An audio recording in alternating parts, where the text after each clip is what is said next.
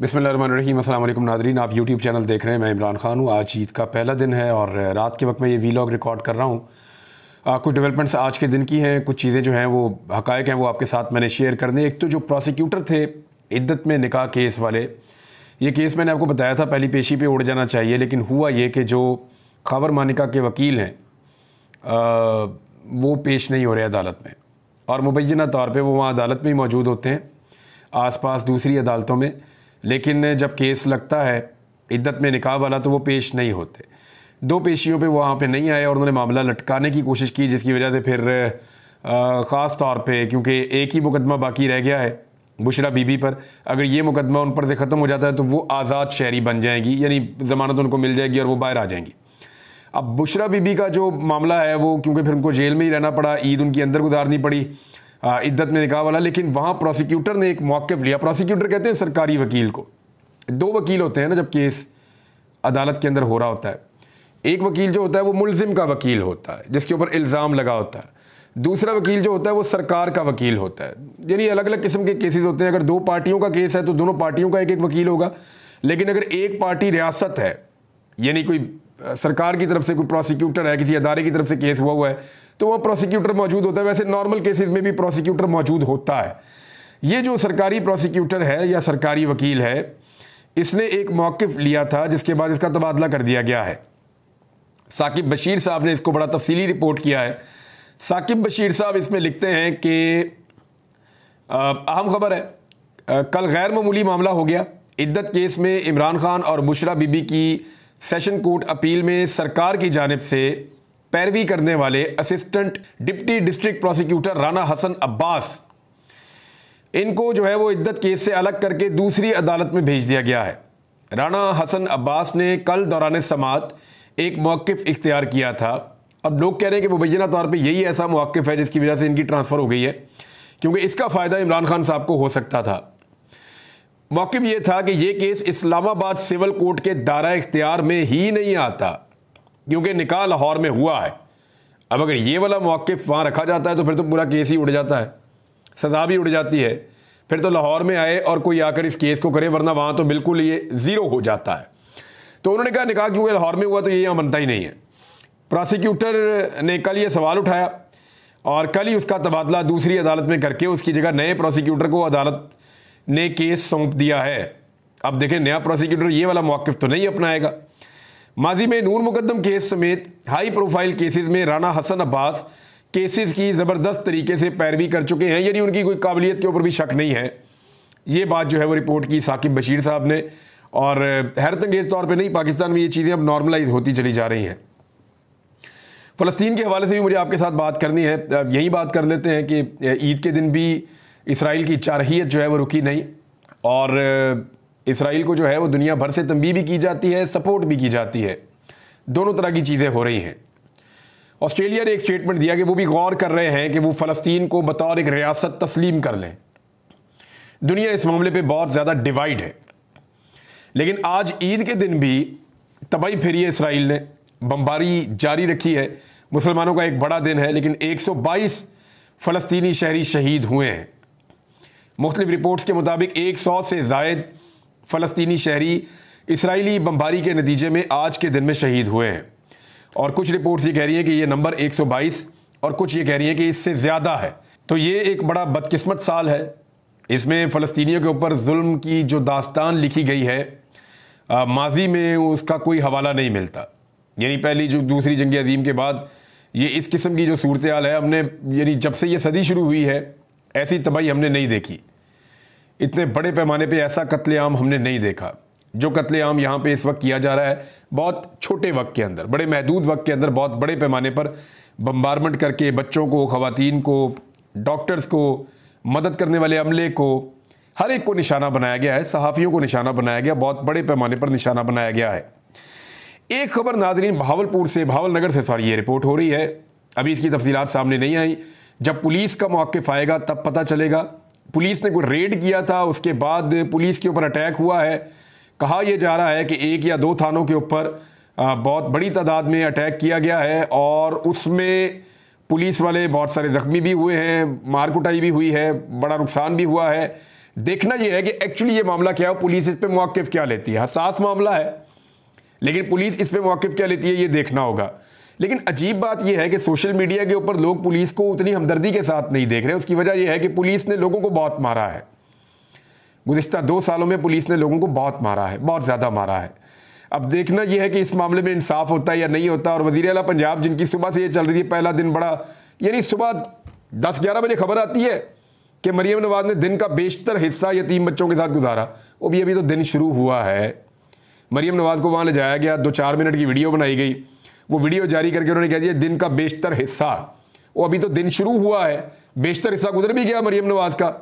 तो ये जो खबरें लिखने वाले हैं ना, ये बेवकूफ़ बनाते हैं अवाम को। अवाम बेवकूफ़ नहीं है।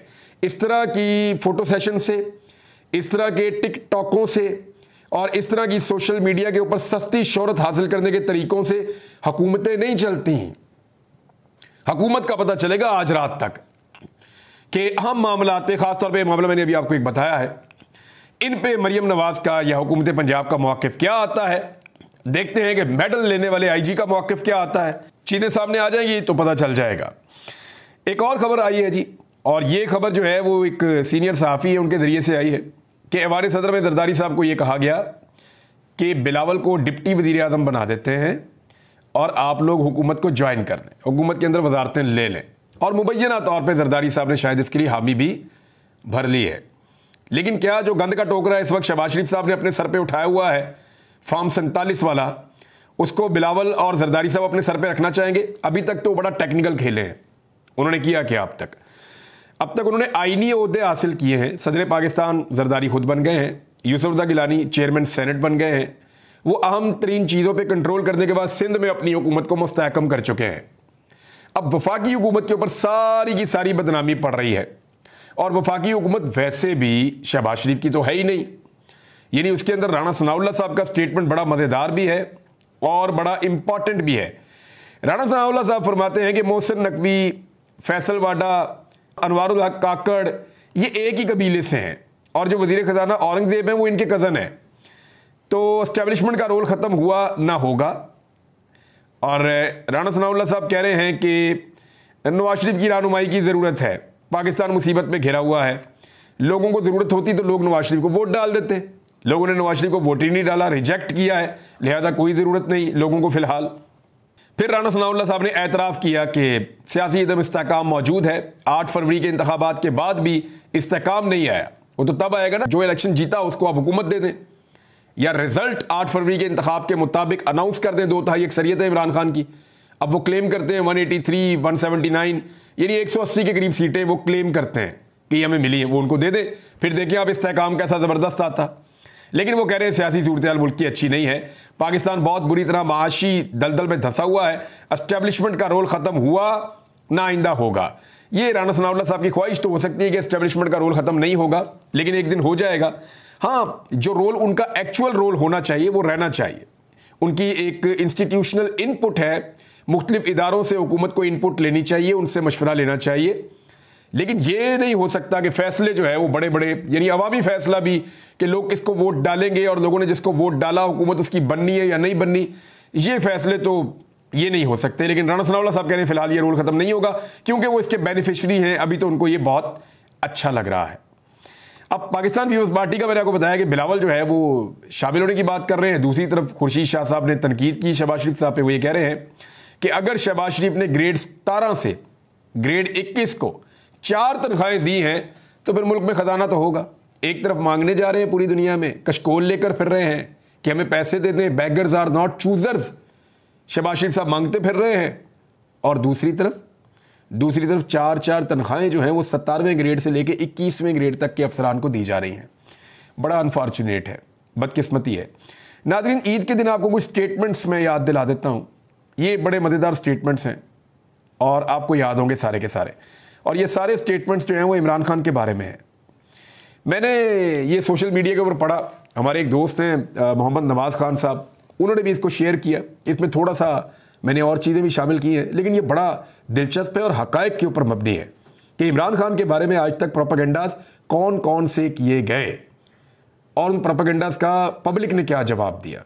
आपको पता चल जाएगा ना कि आगे क्या होने वाला है। ये स्टेटमेंट आप सुनेंगे आपको आइडिया हो जाएगा कि आगे क्या होने वाला है। नंबर 1 प्रोपेगेंडा ये है कि इमरान खान को फौज ने बनाया, इमरान खान को फौज ने बनाया, एस्टेब्लिशमेंट ने बनाया, अगर वो ना बनाते तो वो ना बनता। देखिए इमरान खान ने जितनी लंबी सियासी जद्दोजहद की है वो किसी पॉलिटिकल लीडर ने नहीं की। लंबी सियासी जद्दोजहद के बाद वो वज़ीर आज़म पाकिस्तान बना और उसके पास मकबूलियत मौजूद थी, गो कि एस्टेब्लिशमेंट ने उसका साथ दिया, लेकिन आज वो एस्टेब्लिशमेंट के बगैर पाकिस्तान का एक बहुत बड़ा लीडर बन चुका है। नंबर 2, हुकूमत ख़त्म होते ही लोग इमरान खान को भूल जाएंगे। आप सब गवाह हैं कि जैसे ही इमरान खान की हुकूमत ख़त्म हुई लोगों को इमरान खान के अलावा कुछ और याद ही नहीं रहा, भूलना तो बहुत दूर की बात है। नंबर 3, कुर्सी छिनते ही इमरान खान अपनी पहली बीवी और बच्चों के पास लंदन में भाग जाएगा। आपने देखा कि इमरान खान के ऊपर 200 मुकदमे बनाए और आज सब चाहते हैं ताकतवर लोग कि इमरान खान मुल्क छोड़कर चला जाए और वो छोड़कर जाने के लिए तैयार नहीं है। ये भी गलत साबित हुआ।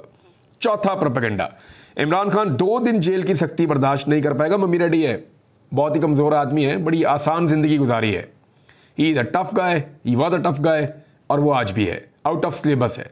कोई सोच भी नहीं सकता था, मैंने आपको पहले भी कहा था कि इमरान खान जेल काट लेगा। ये वो इमरान खान नहीं है जिसके बारे में लोग बातें कर रहे हैं, तो वो भी गलत साबित हो गया। इमरान खान जो है वो कई महीनों से जेल में है और वो कई महीने और जेल रहने के लिए भी तैयार है और अपने वकला से बकौल वकीलों के इमरान खान ने एक सवाल कभी नहीं किया कि मैं बाहर कब जाऊंगा, कभी नहीं पूछा मेरी बेल कब होगी, मैं जेल से बाहर कब निकलूंगा। ऐसा लगता है कि इमरान खान खुद प्लान करेगा कि उसे कब बाहर निकलना है और उसको खुद आइडिया है कि कब निकलना है। नंबर 5, इमरान खान के वर्कर्स के बारे में कहा गया मम्मी डैडी हैं, ये तो धूप बर्दाश्त नहीं कर सकते।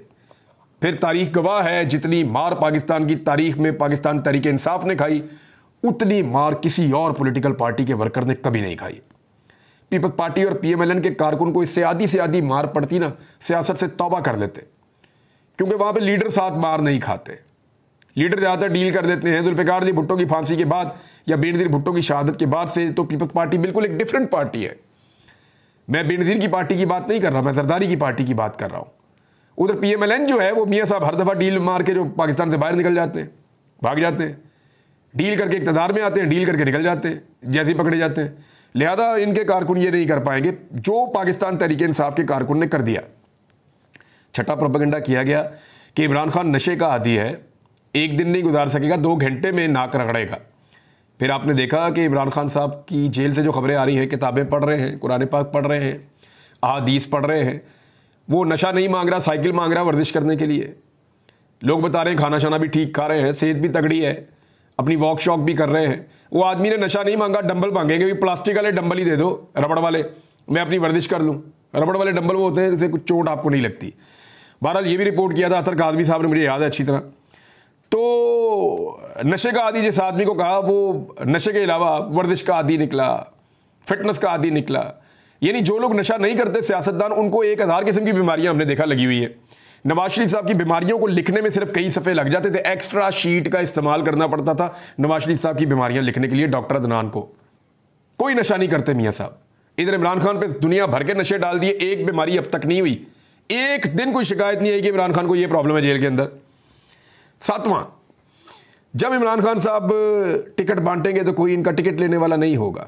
एक एक हल्के में 20-20 उम्मीदवार थे, इतनी लड़ाइयाँ हुई टिकट के ऊपर कि किसी और पार्टी की नहीं हुई। और सबसे ज़्यादा कागजात नामजदगी जमा करवाए पाकिस्तान तहरीक इंसाफ ने, बुरे तरीन हालात के बावजूद।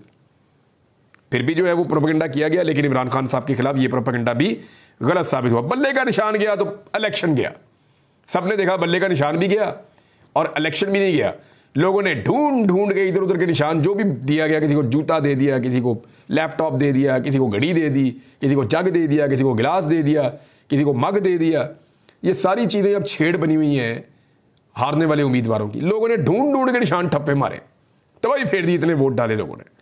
फिर 9वां प्रोपेगेंडा ये किया गया कि इमरान खान के सारे लोग पार्टी छोड़ जाएंगे, अकेला रह जाएगा। आपने देखा लोग उसको छोड़कर नहीं गए। आज ईद वाले दिन भी अडियाला जेल के बाहर एहतजाज करने कारकुन पहुंचे और उनमें से कुछ को हिरासत में भी लिया गया। लोग ईद वाले दिन भी पहुंचे हैं। बच्चे जो हैं वो इमरान खान के कैदी वाले कपड़े पहन के ऊपर कैदी नंबर 804 लिखकर बच्चे घूम रहे हैं गलियों में, सड़कों पे, और बड़े फख्र से तस्वीरें निकाल के उसको सोशल मीडिया पे भी लगा रहे हैं।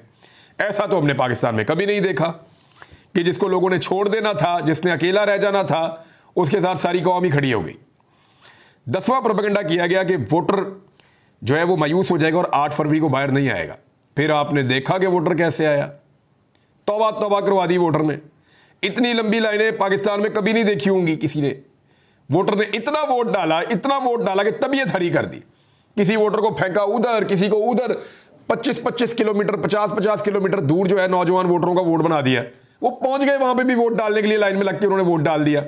तो वोटर को मायूस करने के लिए जितने हथकंडे इस्तेमाल किए गए, प्रोपेगेंडा किया गया, वोटर मायूस नहीं हुआ, वो निकला। ये भी गलत साबित हुआ। एक और, जिन लोगों से डील होगी ना वही इलेक्शन में जीतेंगे सिर्फ। ये तो जो PMLN के सहाफ़ी हैं उन्होंने मीडिया के ऊपर ऑन एयर कहा कि जीतेगा वही पाकिस्तान तहरीक इंसाफ का हमायत याफ्ता आज़ाद उम्मीदवार जिसकी एस्टेब्लिशमेंट के साथ डील होगी कि वो जीतने के बाद एस्टेब्लिशमेंट की मर्जी के मुताबिक मूव करेगा। फिर हमने देखा कि ये भी नहीं हुआ। ये कहा गया कि 10-12 सीटें जीतेगा, उसने तबाही फेर दी। वो 180 सीटें जेन्युइन जीता हुआ है, 90 तो उसके पास है। अभी भी छीन रहे हैं एक एक करके। इतनी ज़्यादा जीत गया है कि हर दूसरे दिन एक आधी सीट छीनते हैं, फिर भी वो सबसे बड़ी सिंगल लार्जेस्ट पार्टी है अभी तक। 12वां प्रोपेगेंडा ये किया गया कि जीतने के बाद जो आज़ाद उम्मीदवार जीतेंगे ना वो इमरान खान को छोड़ देंगे। इक्का दुक्का के अलावा कोई नहीं गया। यानी लोग आज़ाद जीते इमरान खान की हमायत पे, छोड़ देते, कोई कानून उन पर नहीं लगता था, फिर भी नहीं छोड़ा। इमरान खान के साथ कमिटमेंट के साथ खड़े हुए हैं। ये कर दिया इमरान खान साहब ने इस मुल्क की पॉलिटिक्स में। बुशरा बीबी इमरान खान को छोड़ जाएंगी और इख्तलाफात हो गए, ये हो गया, वो हो गया। इमरान खान की वाइफ और उनकी बहनों में और पता नहीं क्या कुछ कहा गया, इख्तलाफात बहुत हो गए, शदीद हो गए। कोई इख्तलाफ नहीं। बुशरा बीबी आज भी इमरान खान के साथ पूरी ताकत के साथ खड़ी है, जेल काट रही है, एक स्टेटमेंट दे बाहर आ सकती हैं। शाह महमूद कुरैशी साहब के बारे में या बाकी लोग जो जेलों में कैद हैं उनके बारे में कहा गया कि वो डील कर लेंगे, किसी ने नहीं किया। तो ये 12-14 प्रोपेगेंडास बहुत जोरदार तरीके से किए गए। अब भी कुछ प्रोपेगेंडास किए जा रहे हैं जो गलत साबित होंगे, मुझे ऐसा लगता है। एक प्रोपेगेंडा ये किया जा रहा है कि मजीद सख्ती होने वाली है, इमरान खान की सियासत जो है वो ख़त्म शुद्ध होने वाली है और आने वाले दिनों में जो है वो बहुत ज़्यादा डंडा फिरने वाला है। तो कुछ भी नहीं होना नाज़रीन। ये मुल्क है, एक फ़ैसला जो है, ये मुल्क है, कोई बनाना रिपब्लिक नहीं है। यानी जो कुछ यहाँ पे हुआ वो माजी में तो नहीं हुआ, लेकिन इसके बावजूद अवामी फ़ैसला दीवार पे लिखा हुआ है। सिर्फ एक बात के साथ मैं अपने इस वीलॉग का इख्तिताम करूँगा, जो इमरान खान साहब अक्सर कहते हैं कि एक प्लान इंसान बनाता है, प्रोपेगेंडा भी करता है, उस प्लान को एग्जीक्यूट भी करता है, और एक मनसूबा मेरा अल्लाह बनाता है। अल्लाह का मुकाबला तो नहीं कर सकते ना। अब तक के लिए इतने, अपना ख्याल रखिएगा, अपने इस चैनल का भी। अल्लाह हाफ़िज़।